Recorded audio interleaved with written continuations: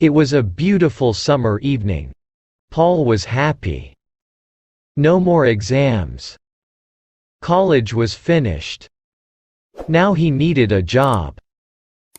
He wanted to be a writer and work for a newspaper. But first he needed a rest. It was hot in the house.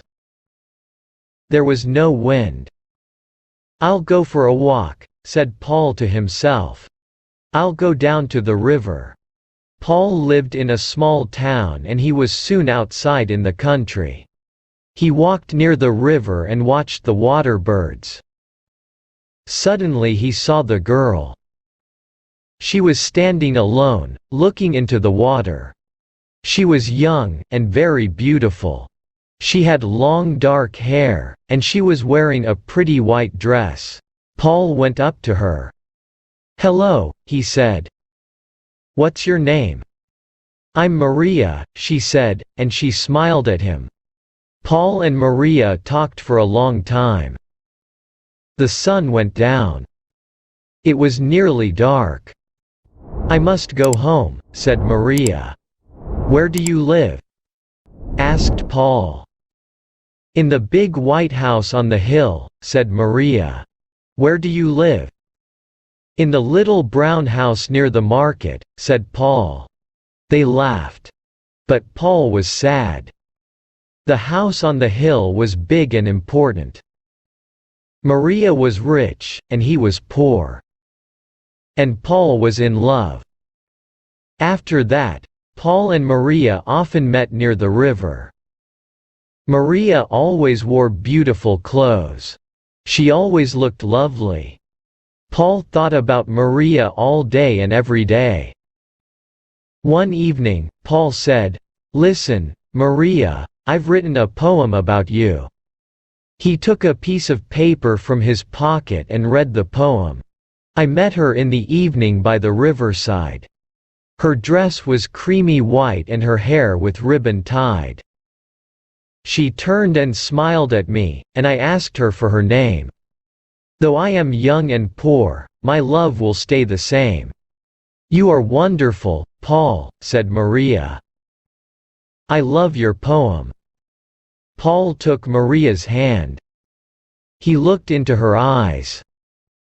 "I love you, Maria," he said. "Do you love me?" She smiled. "Yes, of course I love you," she said. She stood up. "I must go home now." Paul was very happy. "She loves me. Maria loves me," he thought. Paul went home. The little brown house was small and poor. But it was always clean and tidy. Paul lived alone with his mother. His father was dead. That evening, his mother watched him. "What's happened, Paul?" she asked. "Why are you so happy?" "It's nothing, Mother," said Paul. His mother smiled. "He's in love," she thought. The next day, Paul and Maria met again by the river. Maria looked sad, but Paul did not notice. He took her hand. "Maria," he said, "I am poor now, but one day I am going to be a famous writer." Maria said nothing. "Will you marry me, Maria?" "Say yes.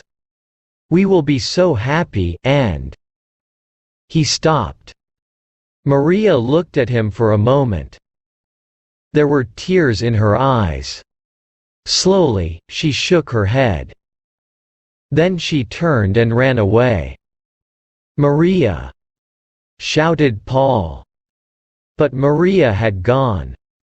Paul went home slowly. He did not understand Maria. "What is wrong?" he thought. "She loves me, doesn't she?" His mother was waiting for him. She saw his face. "Poor boy," she thought. "The girl doesn't love him." Paul and his mother ate their supper in silence. Suddenly somebody knocked on the door. Paul opened it. A man in a servant's uniform stood outside. "I'm from the house on the hill," he said. "My mistress wants to see Paul." "That's me," said Paul. "Can you come with me now?" said the servant. "Yes," said Paul. He was excited. Perhaps Maria has changed her mind, he thought. Perhaps she does want to marry me. Paul's mother stood at the door of the house. She watched Paul and the servant. "The house on the hill," she said to herself. "I know those people. A rich old woman, and her beautiful daughter. My poor son." It was not far to the house on the hill. The servant took Paul up the wide steps and into the house. Paul was excited and his heart was beating fast. Everything was rich and grand.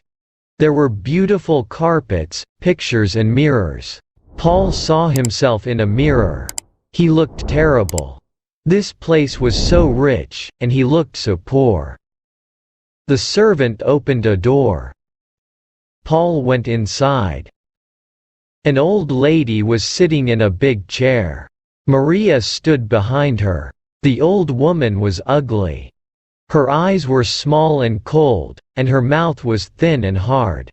Her old hands were covered with big rings. She looked proud and angry. Paul looked at the old woman, then at Maria.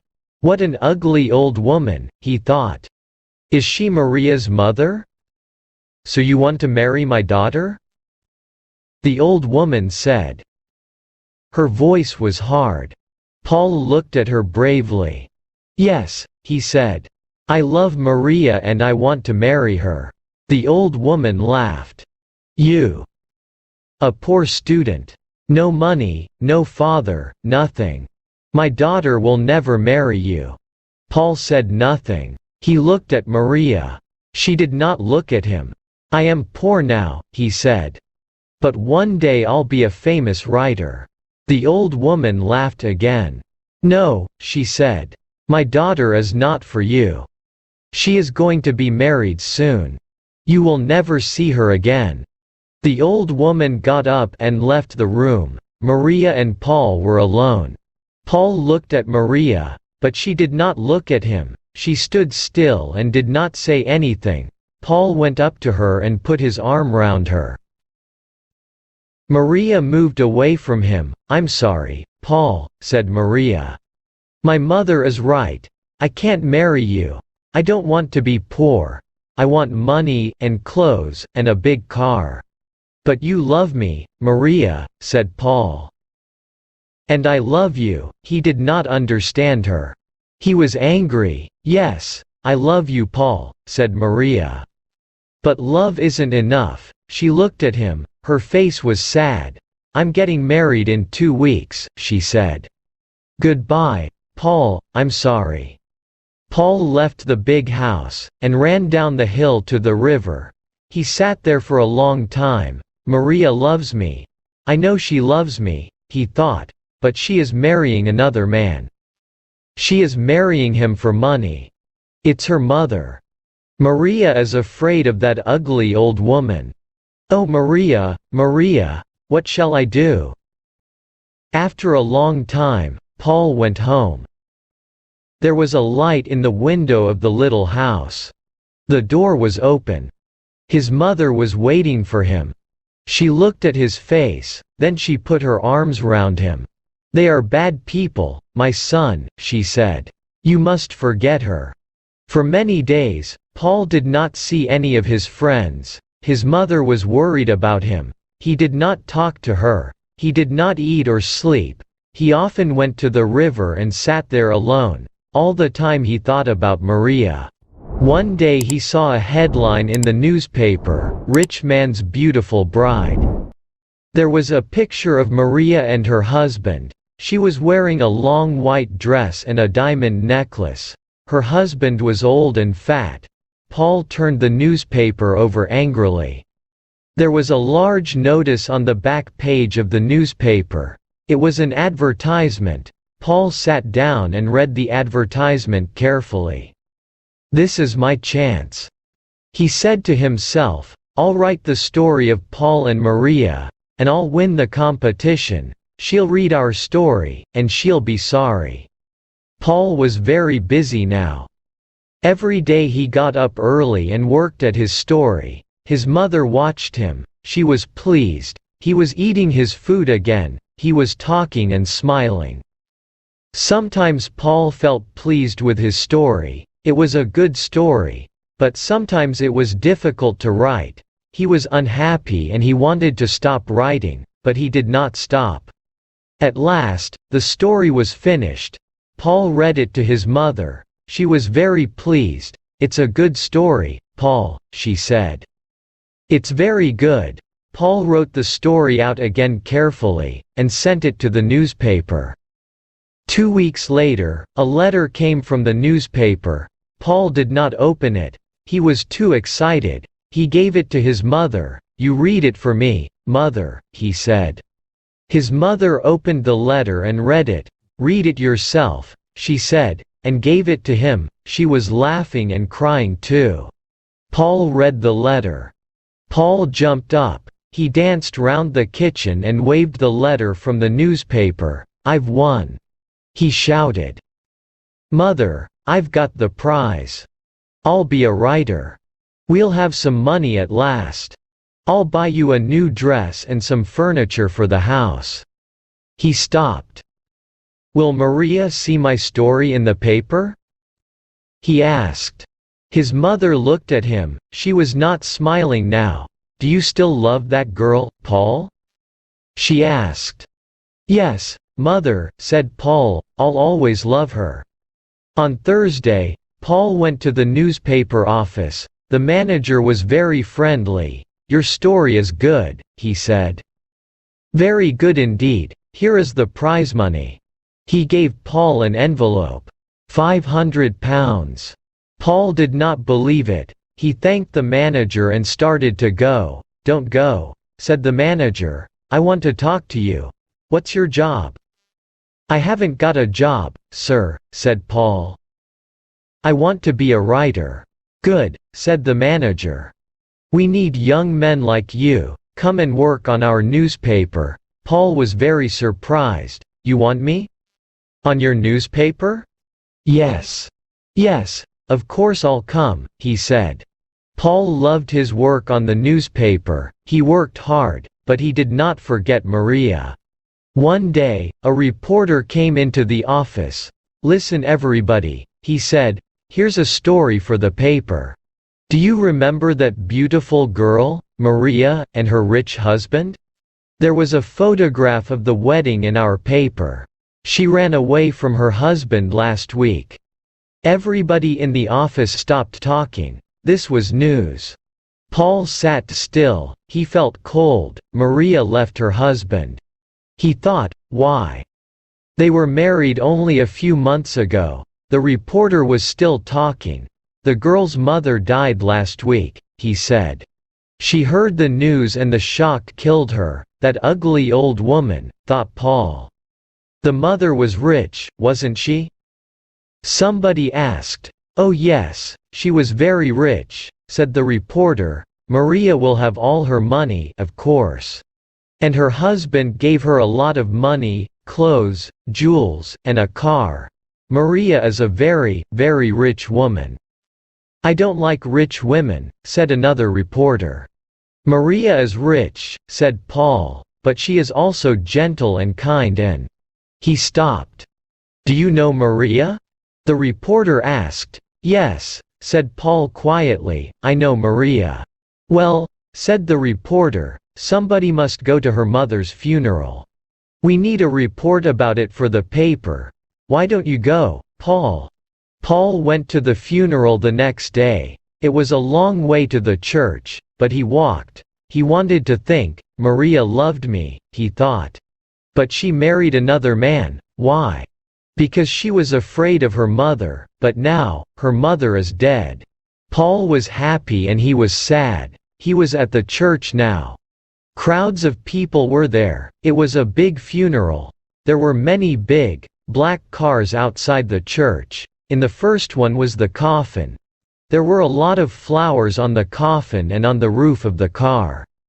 Paul stood at the back of the crowd. He took out his pencil and paper. He wrote about the cars and the people. Then he saw Maria. She was wearing a black dress. She looked sad, but very beautiful. She was standing alone. Nobody spoke to her. Nobody went near her. The man next to Paul spoke. "That's the daughter," he said. "She's a bad woman. She left her husband and it killed her mother. Look at her. Nobody wants to speak to her." Paul said nothing. Poor Maria, he thought. Everybody went inside the church. The funeral began. After the funeral, Paul went home. His mother was smiling. "Good news, Paul," she said. "Do you remember your cousin, Elsa? She is coming to stay with us. She is 17 now, and very pretty. You will like her." "Yes, I remember Elsa," said Paul. He did not look pleased. His mother was disappointed. He is still thinking about Maria, she thought. Elsa will help him to forget. But Paul did not want to see Elsa. "I must see Maria," he said to himself. "I must talk to her." Paul wanted to see Maria. He wanted to talk to her. "I'll go to the house on the hill," he thought. Perhaps Maria will be there. But the house on the hill looked empty. There were no curtains at the windows. There was a big notice on the gate. It said, "For sale." Paul looked over the gate. There was nobody in the garden. Everything was quiet. "I'll get into the house and look round," he thought. "Perhaps I'll find Maria's address, then I can write to her." Paul pushed open the gate, and went up the steps to the house. It was very quiet. He pushed at the front door. It was closed. He walked round the house. There was a window open. Quickly, Paul climbed through the open window. He was excited and his heart was beating fast. He was in Maria's old home. He remembered her mother. He remembered that terrible evening. But the house was different now. There was no furniture in the room. There were no carpets and pictures. It was empty. Paul felt a little afraid. "Is anybody in the house?"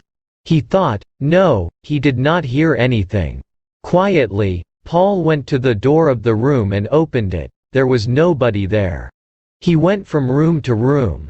All the rooms were big, and they were all empty. At last he came to a very big room. He stopped. He knew this room. He had met Maria's mother here. He remembered everything, the old woman, her hard face, the big rings on her hands. And now the old woman was dead. Suddenly, Paul heard a noise. Somebody was inside the room. The door opened. Somebody was standing in the doorway. "It was a woman, Maria," said Paul. "Paul," Maria said. "What are you doing here?" "I was looking for you," said Paul. "You were looking for me?" asked Maria. She smiled. "Maria," said Paul. "Why did you marry that man?" "Mother was old," said Maria. "I was unhappy here. I never went to parties, never went out. I wanted money. I wanted a good time and friends." "I understand," Paul said. "You were not afraid of your mother. You were tired of her. She was old. And you wanted a new life. But why did you leave your husband?" "My husband?" said Maria. "That fat old man. He was stupid, Paul. He gave me money, he gave me jewels, a car, everything, but he didn't like my friends. He likes old people. I like clever, young people, Paul. I like you. You understand, don't you?" "Yes," said Paul slowly. "I understand now. I am glad," said Maria. "I was unhappy about you, Paul. I liked you. I liked your funny poems." "My funny poems," said Paul. He stopped. "You loved me, didn't you, Paul?" said Maria. "Do you still love me?" "You are married," said Paul. "You have a husband." "But I didn't love him," said Maria quickly. "I want to be free. I want to go to parties and enjoy myself. Come with me. I have money now. We'll be happy together." "No," said Paul, "no, everything is over." Maria was angry, her eyes were small and cold, and her mouth was thin and hard, her hands were covered with big rings. Maria looked like her mother. "I'm sorry, Maria," he said. "I don't love you anymore. I loved you very much. But now everything is different. Goodbye, Maria." "But you can't leave me," said Maria, "I want you." "Go back to your husband," said Paul. He looked to her the last time. Then he turned and walked to another room. Paul left the house on the hill, and walked turn. He was free. "I was a fool," he thought. "Maria never loved me. How stupid I was. Maria is beautiful, but she is hard and cold, she is like her mother. I loved Maria's beauty, but I never loved Maria." It was the lovely evening. Paul felt very happy. The door of Brown House was open. His mother was at home. She was talking to a pretty girl. "Paul," she said. "This is your cousin Elsa." "Hello, Elsa," said Paul. He smiled.